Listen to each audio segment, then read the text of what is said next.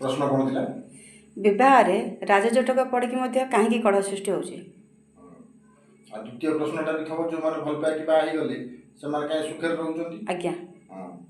तो प्रथम प्रश्न है विवाह राजजटक पड़ कहीं कलह झगड़ा लगुच प्रथम तार उत्तर हूँ या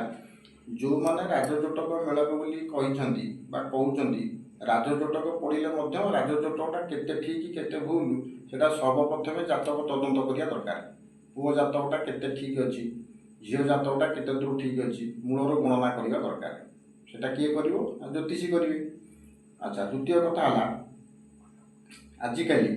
जो झील मान जातक मंगल दोष कालसर्प दोष संतान हानि दोष वैधव्य दोष इत्यादि सब रहुची से कन्या पिता कौन करुँच ना ज्योतिषी मान पाक जाई से बुझाबुझी कर दुईटी जातक या गोटाए हूँ असली गोटाए नकली। असली जातक जदि रहा मंगल दोष संतान हानि दोष वैधव्य दोष उआसी दोष विषकन्या दोष ये सब रहा तो से कौन कले ना गोटे डुप्लिकेट जातक पंडित पाखे प्रस्तुत कराइले डुप्लिकेट जातक प्रस्तुति करेगी कौन कले ना नहीं आसिले घरे रखिले ओरिजिनाल जातकटा रहा घरे मेलक है डुप्लिकेट जातक तो पुओ जातक सहित झीर डुप्लिकेट जातक को मेलक कराइले मेलक कर बह कलापर से दाम्पत्य जीवन में केवे सुखमय हम ना कहीं ना ओरिजिनाल जातकर फल भोग कर झील ओरिजिनाल जातक रहा घरे डुप्लिकेट जातक रहा स्वामी घरे तेणु ओरिजिनाल जातक जो दोष सब गुड़ाक रहा दाम्पत्य कलह दोष मंगल दोष बा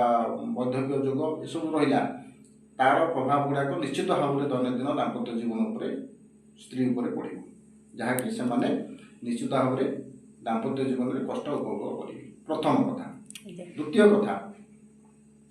जो मैंने भल पाई बाहर पड़े से जदि पूर्व ग्रह स्थिति ठीक रही जातक एवं से भल पाइले जो जाति आ जातक ये दुईटा को किसी देखागला ना तेणु जो जाति आ जातक देखागला ना से परस्पर देह मन परिवार को भल पाई बाहर गले भारी तो से कहीं सुखरे रहिले ना से जब पूर्व ग्रह स्थिति मेलकटा ठीक भाव में पड़ जाइए तो से दाम्पत्य जीवन किछि वर्ष किछि मास किछि दिन बा बहु वर्ष पर्यंत ठीक ठाक चलुची जदि से पूर्व कौन ग्रह दोषादि अच्छी से वैधव्य जोग छाड़पत्र जोग बा संतान हानि जोग ये सब रही से गुड़ा तो विचार है नहीं भल पाइबा समय मेलक पड़ा ना तेणु से भल पाई सारिक बह कर सारे